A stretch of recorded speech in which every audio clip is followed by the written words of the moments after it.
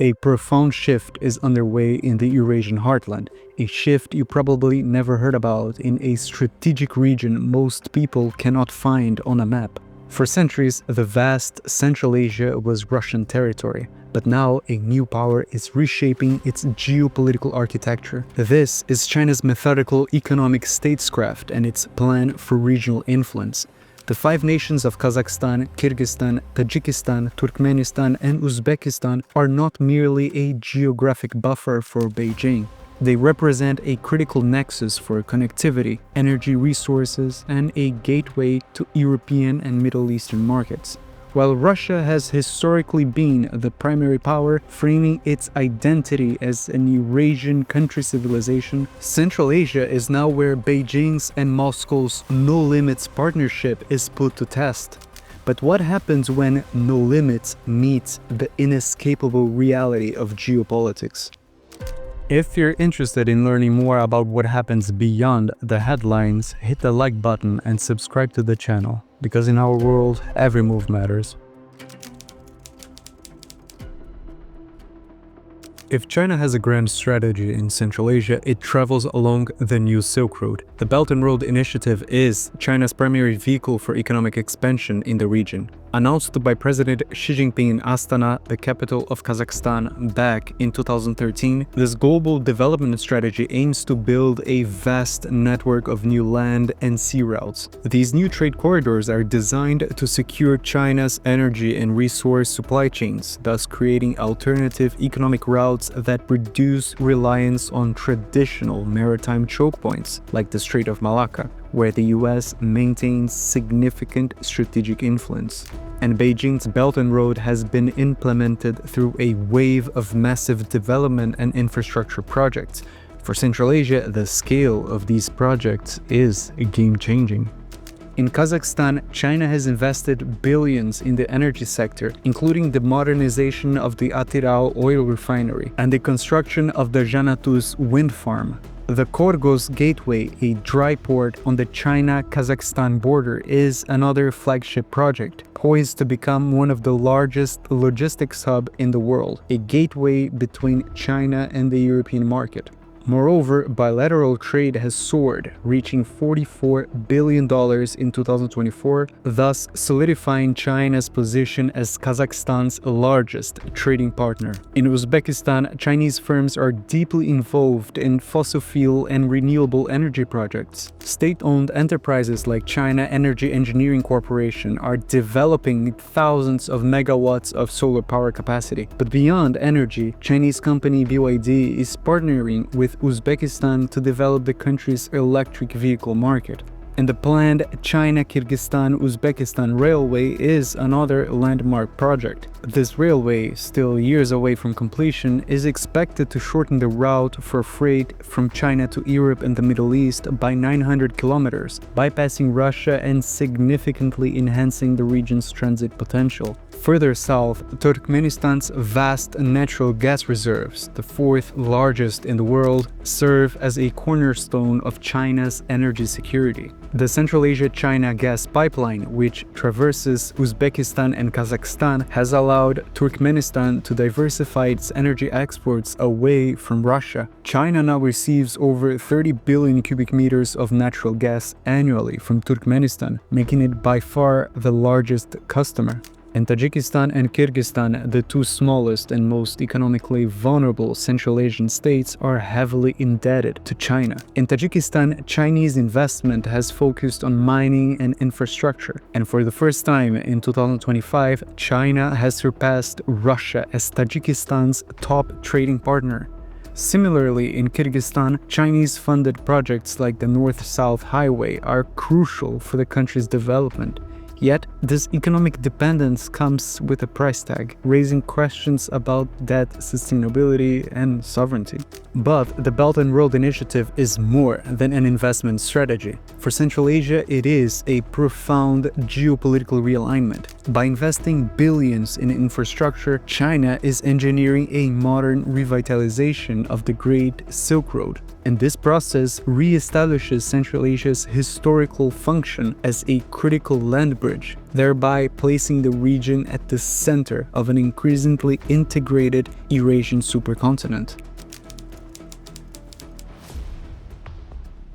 In Central Asia, the relationship between China and Russia, its former hegemon, is a delicate balance of convenience and competition. Indeed, the two powers have a shared aversion to Western norms and present a united front against Western influence, particularly through the Shanghai Cooperation Organization, the SCO, a regional security bloc. Also, both Beijing and Moscow share an interest in maintaining stability and supporting Central Asian incumbent regimes against what they see as attempts to Western-backed color revolutions. However, beyond the image of cooperation, a power shift is underway. The conflict in Ukraine has diminished Russia's economic and military capacity to project power in Central Asia. As Moscow's attention and resources are diverted, a vacuum has emerged, which Beijing has eagerly filled. And economically, China has overtaken Russia as the main trading partner for the region in 2023. And this economic dominance is translating into growing political influence. But Russia remains a preeminent security guarantor for Central Asian states, particularly through the Collective Security Treaty Organization, the CSTO, a military alliance of post-Soviet states. Moscow maintains a significant military presence in Central Asia, and in 2022, amidst an anti-government uprising in Kazakhstan, it deployed Russian troops under the flag of the CSTO to quell an uprising. This readiness for direct intervention is a role China has never assumed. But Beijing is not poised to be just an economic player. It conducts joint military exercises with regional partners and has reportedly established a security presence in Tajikistan to monitor the Wakhan corridor bordering Afghanistan and Xinjiang. Moreover, China has become a key arms supplier, exporting advanced combat drones and surveillance technology to several Central Asian states. So this evolving dynamic reveals a complex arrangement. Moscow and Beijing cooperate to secure their mutual interests against the West, but China's expanding footprint is steadily eroding Russia's historical dominance.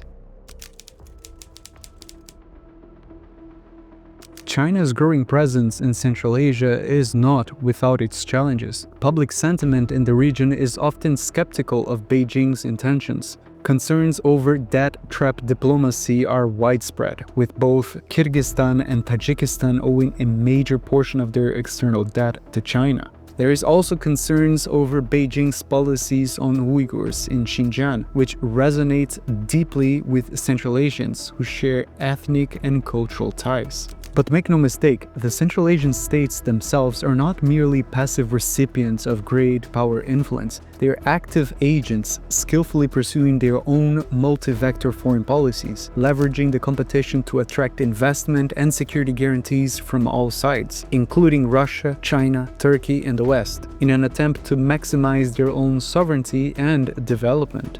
The conflict in Ukraine has forced Central Asian states to reevaluate their dependence on Russia and seek greater autonomy. This has created an opportunity for China to further entrench its influence as a more reliable and economically dynamic partner. But Beijing must tread carefully. An overly aggressive approach could alienate its partners in Central Asia and provoke a backlash from Russia, who's anything but distracted. China's influence in Central Asia has grown exponentially over the past decade, driven by the vast resources of the Belt and Road Initiative and facilitated by Russia's redirected attention. For now, Russia and China coexist, grounded in shared values and ideologies that resonate with their Central Asian neighbors. Russia's identity of a unique Eurasian country civilization seeks to position itself alongside China. But increasingly nationalist narratives from both Moscow and Beijing and conflicting geopolitical interests in Asia's heartland have a potential to clash. So, the future of Central Asia will be shaped by its leadership's ability to navigate the complex relationship between these two giants while pursuing multi-aligned foreign policies. The challenge will be to leverage this competition to their advantage, maximizing the benefits of Chinese investment while safeguarding their sovereignty and avoiding over-dependence on a single partner. This game is therefore not just one of great power rivalry, but one of 5 nations pragmatically managing their powerful neighbors to carve out their own paths. Because in geopolitics, nations have no permanent allies or friends, they only have permanent interests. This, it's just geopolitics. Can Central Asia balance both Moscow and Beijing, or will it inevitably have to choose a side? Let us know in the comments below, and if you want to learn more about politics and international affairs, consider liking the video and subscribing to the channel. Thanks for watching, and see you next time.